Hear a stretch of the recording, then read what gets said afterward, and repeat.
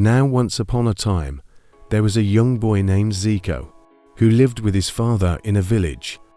Zeka's father planted a tree near their house, and the tree was watered every day by Zeka's father, while Zeka used to watch silently. One day he asked his father why they would grow this tree, and his father told him that the trees are like children, and that in the beginning you have to water them and nourish them, and if they grow right, you can sit under their shade and they nourish you afterwards. The tree grew up big and strong. It grew older and bigger. The tree felt great satisfaction in doing its daily duties. Every day the tree spread its branches like its arms, so that the tired birds could sit down and take some rest during their journey. It grew in abundance and shady leaves, which gave relief to the animals and humans from the heat of the sun. It grew fruits too, which dropped down and fulfilled the hunger of beings. It also have beautiful flowers that calm down the minds and hearts of those who watch them. Its roots run deep and help drain the water and the thirsty earth. It absorbed the carbon of the air and returned happy and fresh air back to the creation. The tree led a very happy and satisfied life. Years passed, and the tree left no day wasted to serve the planet. It had lost itself in the duty of its existence. It served and served, helped and helped, gave and gave, and stood upright silently, not seeking anything back from the world, not remembering what all it had done for the world, not even a moment of thought that the world owed it something in return, that she had no ego to seek anything back from those he served. With this nature of giving, the tree grew older and came to be known as the giving tree. Meanwhile, Zico grew up in a different thought process. He grew up as a seeker, totally opposite to the tree which his father grew, which was a giver. Zico was a selfish man. He had a lot of greed. His desires were never-ending. Whenever his desires could not be fulfilled, Zeka grew angry and upset, picking up and throwing things around. And whenever his desires got fulfilled, he immediately had another set of desires. So in this way Zico lived unhappily, seeking, being greedy and ever unfulfilled.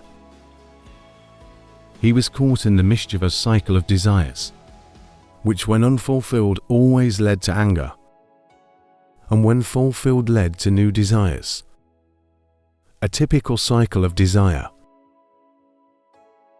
Due to Zico's angry nature, he was abandoned by his friends, his wife, his children, and in the end his village. He was left all alone. He became homeless. He felt that all his life he had worked and lived for his family, his friends, his neighbors, and his community, and today he was abandoned and was left alone by everyone. He went into self-pity mode. The feelings of self-victimization and self-pity swallowed him, and he lived his life cursing the world and calling out loud that the world used him. He would walk around the village like a madman, screaming out loudly, "This world has abandoned me and used me." And eventually he sat down under the shade of the tree, which his father had planted.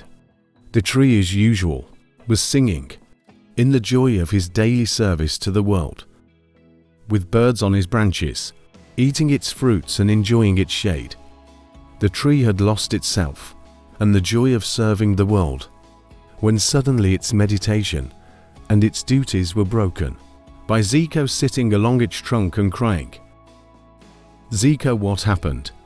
the giving tree asked when he saw him crying. "Can't you see yourself?" Zico replied, "This world used me, everyone has used me. I just came to this world to be used.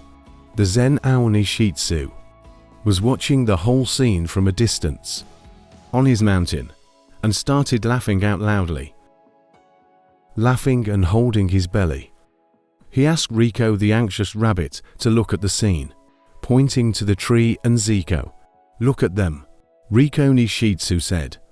That is the irony of life. One man has lost himself in the grief of existence. Just because he wants and wants, that man feels heavy, so he will suffer and will die craving. The other, which is the tree, has lost itself in the bliss and joy of giving, and giving that tree will blossom even more. It feels lights. It will rise and rise to the highest heavens. Both were planted by the same man, but both have taken different paths. Both got used by the world. We all are here to be used by the world, and it is a wonderful thing to be used by existence. Saying this, Nishitsu the Zen owl retired into his hut to prepare his cup of tea. This was there to do motivation. Reading the story The World Used Us from the book Nishitsu, Tibetan Buddhism Stories by Zen Owl. Thank you so much for watching and stay blessed.